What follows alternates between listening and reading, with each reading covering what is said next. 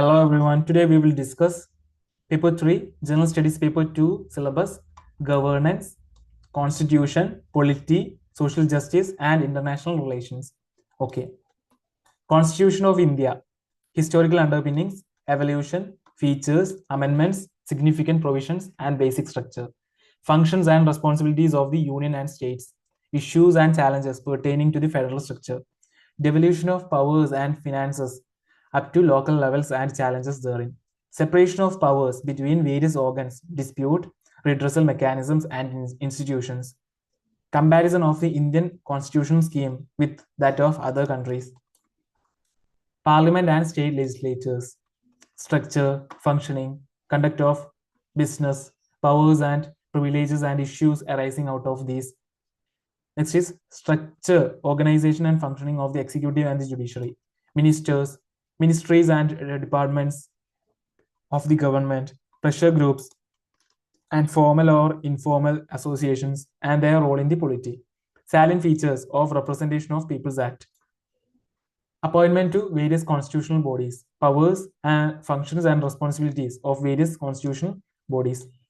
Statutory, regulatory, and various quasi-judicial bodies. Government policies and interventions for development in various sectors and issues arising out of their design and implementation. Okay. Development processes and the development industry. The role of NGOs, SHGs, various groups and associations, donors, charities, institutional and other stakeholders. Welfare schemes for vulnerable sections of the population by the center and state, and the performance of these schemes, mechanisms, laws, institutions, and bodies constituted for the protection and betterment of these vulnerable sections. Issues relating to the development and management of social sector or services relating to health, education, human resource. Issues relating to poverty and hunger. Important aspects of governance, transparency, and accountability. E-governance.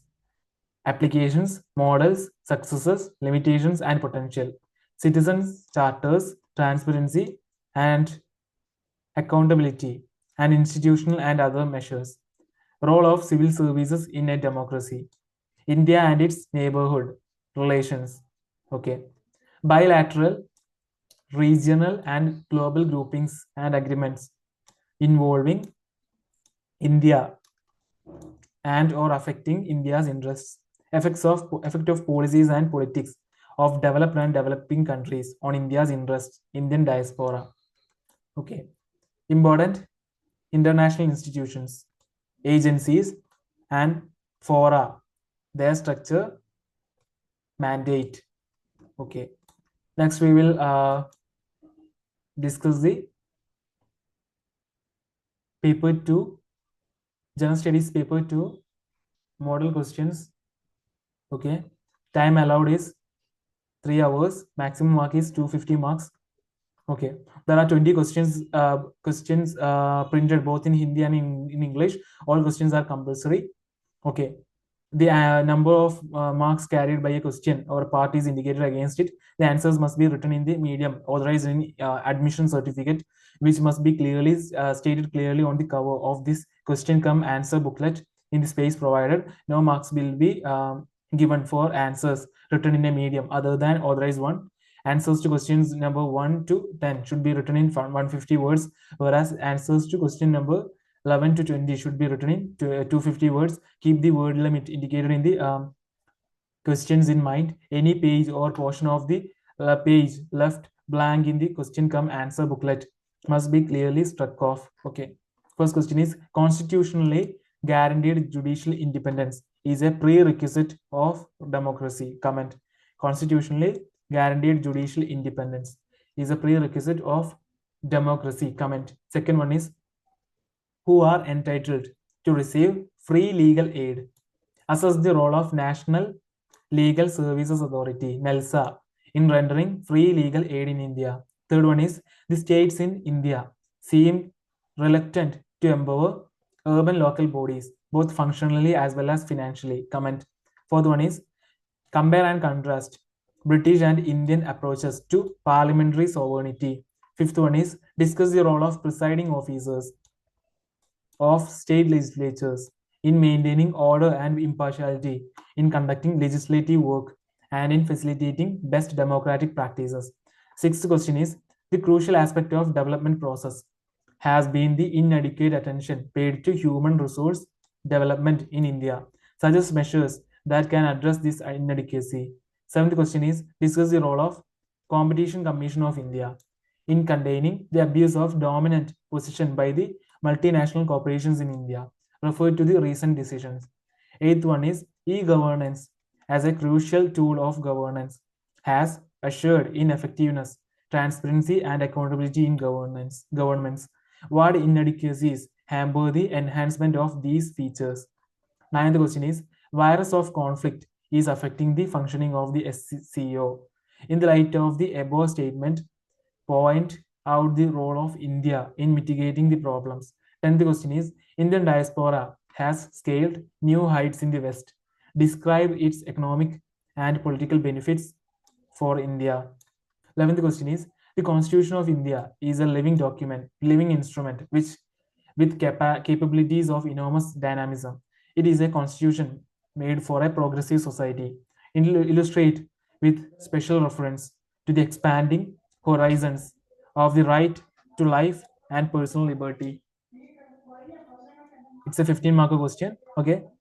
12th one is explain the constitutional provisions. Explain the constitutional perspectives of gender justice with the help of relevant constitutional provisions and case laws.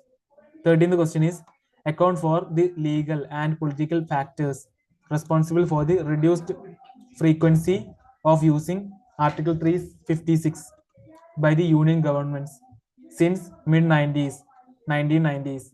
Okay, 14th question is discuss the contribution of civil society groups for women's effective and meaningful participation and representation in state legislatures in India. 15th question is explain the significance of the 101st Constitutional Amendment Act. To what extent does it reflect the accommodative spirit of federalism?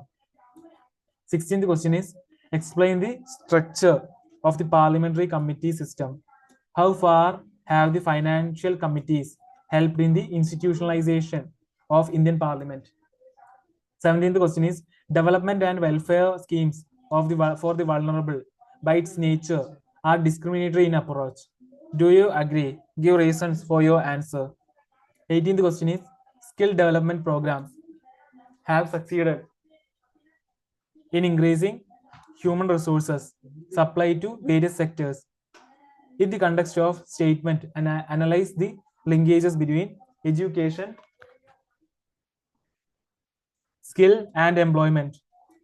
19th question is the expansion and strengthening of NATO and a stronger US Europe strategic partnership works well for India. What is your opinion about this statement? Give reasons and examples to support your answer. 20th question is C is an important component of the cosmos. C is an important component of the cosmos. Discuss in the light of the above statement the role of IMO, International Maritime Organization, in protecting environment and enhancing maritime safety and security. So we had discussed the paper 2, GS paper 2 syllabus and its question paper. Thank you for listening. We'll see you next class. Thank you very much. Bye.